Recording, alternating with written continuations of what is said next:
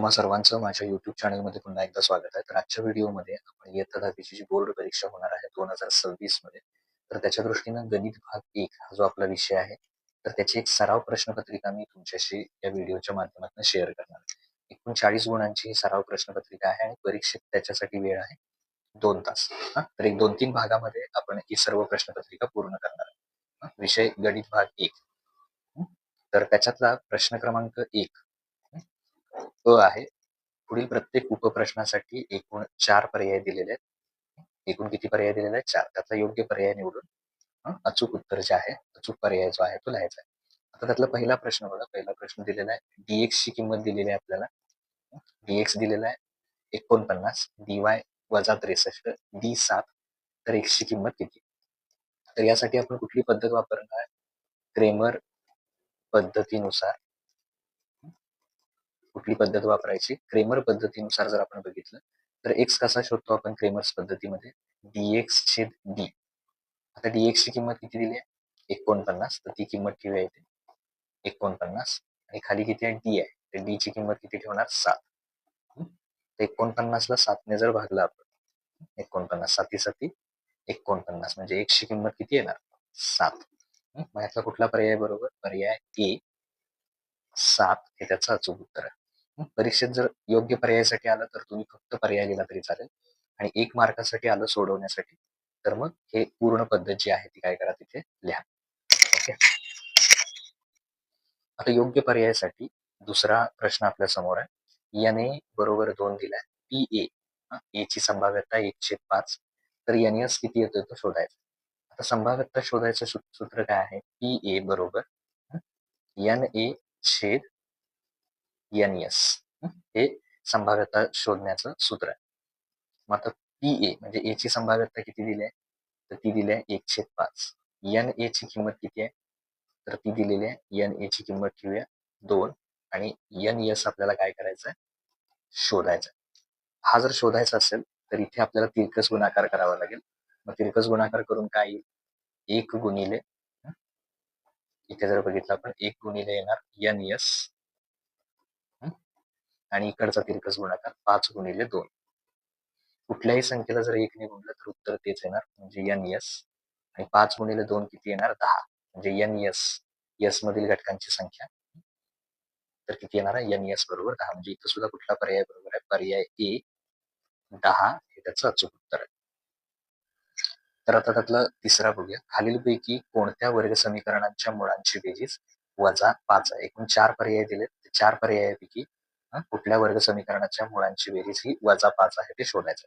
यासाठी तुम्हाला काय करावं लागेल? प्रत्येक पर्याय इथे चेक करावा लागेल. आता ए मध्ये मुळांची बेरीज म्हणजे पहिलं मूळ समजा अल्फा आहे, दुसरं बीटा. तर त्याची किंमत काय असते? सूत्र त्याचं वजा बी छेद ए. ए बरोबर आहे 3 आणि बी ची किंमत आहे वजा 15. तर आता इथे वजा 15 आणि वजा कारण सूत्रातले वजा आहे तिथे आणि बी ची किंमत किती आहे? चिन्हासहित वजा 15. त्यामुळे दोनदा वजा आहे आणि ए ची किंमत किती आहे? 3.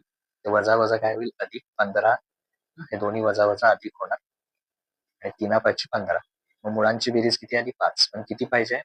वजा 5. ओके. असे जर सगळे पर्याय तुम्ही चेक केलात, आता जे योग्य उत्तर आहे ते मी इथं तुम्हाला सांगतो. तर डी पर्यायामध्ये बघा अल्फा अधिक बीटा याच्यामध्ये जर तुम्ही बघितलं अल्फा अधिक बीटा मध्ये तर परत तेच सूत्र वजा बी छेद ए. मग वजा बी छेद ए शोधत असताना इथे जी बी ची किंमत आहे वजा बी ची किंमत किती ठेवायची? तर ही आहे 15. बी ची किंमत 15 आणि ए ची किंमत किती आहे? 3. आता इथे काय दोनदा वजा नाही आहे, एकदाच आहे. 3 15 आणि चिन्ह कुठलं आहे? वजा 5 म्हणजे वजा 5.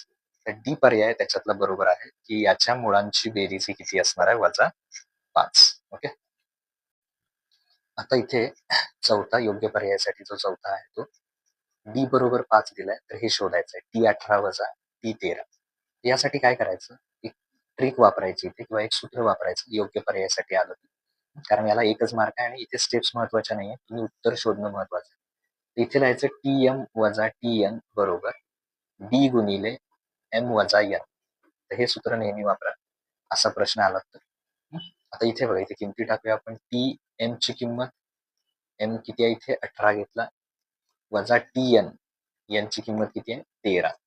डी गुणिले डी किती आहे 5 गुणिले एम वजा एन, एम ची किंमत 18 वजा 13. मग 5 गुणिले 18 मधून 13 गेले किती राहिले 5 राहिले. तर 5 गुणिले 5 किती आले 5 5 25 आले. म्हणजे कुठला पर्याय बरोबर आहे इथे? पर्याय आहे बरोबर सी, 25 हे त्याचं अचूक उत्तर आहे. पर्याय सी, सी ची किंमत येणार म्हणजे उत्तर पर्याय असणार आहे सी 25 हे त्याचं अचूक उत्तर आहे. आता त्याच्यामध्ये ब प्रश्न आहे, त्याच्यात ब प्रश्न सुद्धा एकूण 4 गुणांसाठी आहे. जसं पहिलं योग्य पर्याय निवडा 4 मार्कांसाठी होता, तसा हा 1-1 मार्काचे एकूण 4 प्रश्न आहेत 4 गुणांसाठी. तर याच्यामध्ये जर आपण बघितलं या निश्चयकाची किंमत काढायची, तर निश्चय किती दिलाय 2 वर्गमुळात 3 9 2 3 वर्गमुळात 3. तर या निश्चयकाची किंमत काढायची. तर किंमत काढायची असेल तर तिरकस गुणाकार म्हणजे 2 वर्गमुळात 3 गुणिले 3 वर्गमुळात 3. पहिल्यांदा हाच तिरकस गुणाकार घ्यायचा इकडून इकडे, मध्ये वजा लिहायचं आणि मग इकडे 9 गुणिले 2. आता इथनं पुढच्या स्टेप थोड्या महत्वाच्या आहेत, थोडं लक्ष द्या.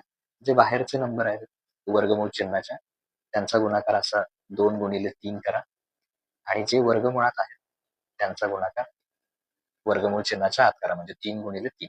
इथे 9 गुणिले 2 केले किती आले 18.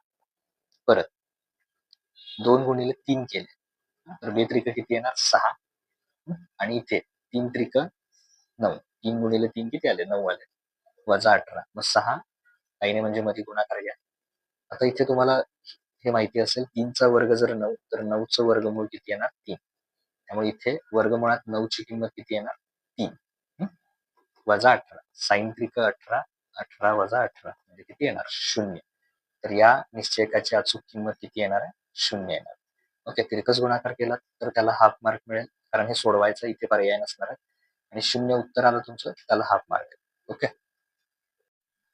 आता त्यातला पुढचा प्रश्न, जर अंकगणिती श्रेणीचे पहिले पद हे वजा 19 असेल, डी बरोबर वजा 4 असेल तर ती अंकगणिती श्रेणी आपण काय करायचे लिहायचे. तर त्यासाठी काय करणार इथे अंकगणिती श्रेणीचं पहिलं पद किती आहे वजा 19 म्हणजे ए बरोबर वजा 19 पहिलं पद आणि डी बरोबर किती दिली आहे वजा 4. अंकगणिती श्रेणी म्हणजे त्यातली पहिली 4 तरी पद आपल्याला लिहायला पाहिजे. तर पहिलं पद त्याला आपण टी 1 म्हणतो. टी 1 म्हणजेच पहिलं पद ए वजा 19. आता दुसरं पद जर शोधायचं असेल तर आधीच्या टी 1 मध्ये डी मिळवायचं म्हणजे वजा 19 मध्ये किती मिळवणार डी ची किंमत किती आहे वजा 4. चिन्ह आता दोघांची वजा वजा आहेत, 19 आणि 4 येणार 23 आणि दोघांचं किंवा मोठ्या संख्येचं चिन्ह वजा वजा 23. त्यानंतर टी 3 शोधायचा म्हणजे आधीच्या टी 2 मध्ये किती मिळवायचं डी. मग टी 2 किती आलाय वजा 23, अजून त्याच्यात किती मिळवायचे वजा 4. इथं सुद्धा चिन्ह समान आहे, 23 आणि 4 येणार 27 आणि मोठ्या संख्येचं चिन्ह वजा वजा 27. त्याच्यानंतर टी 4 बरोबर आधीच्या टी 3 मध्ये डी मिळवायचा म्हणजे वजा 27 मध्ये वजा 4. हे केल्यानंतर इथं सुद्धा चिन्ह समान आहे, 27 आणि 4 येणार 31 आणि मोठ्या संख्येचं चिन्ह वजा वजा 31. मग असं थोडक्यात लिहा अंकगणिती श्रेणी बरोबर पहिलं पद किती आलंय वजा 19, दुसरं पद आहे वजा 23, वजा 27 आणि वजा 31 आणि 3 डॉट द्या म्हणजे याचप्रमाणे सगळी पुढची पद असतील. ओके, अशा पद्धतीने हे त्याचं उत्तर येणार आहे. ही अंकगणिती श्रेणी लिहिली याला हाफ मार्क येणार. हे सगळं बरोबर आलं तुमचं तर त्याला हाफ मार्क म्हणजे एकूण 1 मार्क तुम्हाला इथे मिळून जाईल. आता त्याच्यात तिसरा प्रश्न 5.5 आणि 10.5 या वर्गाचा वर्गमध्य काढा. तर त्यासाठी सुरुवात करताना काय करणार वर्गमध्यचं सूत्र लिहिलं. वर्गमध्य बरोबर आता मी थोडक्यात लिहितो, तुम्ही पूर्ण वाक्यात लिहित चला. खालची वर्ग मर्यादा अधिक वरची वर्ग मर्यादा, खालची वर्ग मर्यादा अधिक वरची वर्ग मर्यादा भागिले 2. हे सूत्र लिहायचं. खालची वर्ग मर्यादा किती आहे 5.5 आणि वरची वर्ग मर्यादा किती आहे 10.5.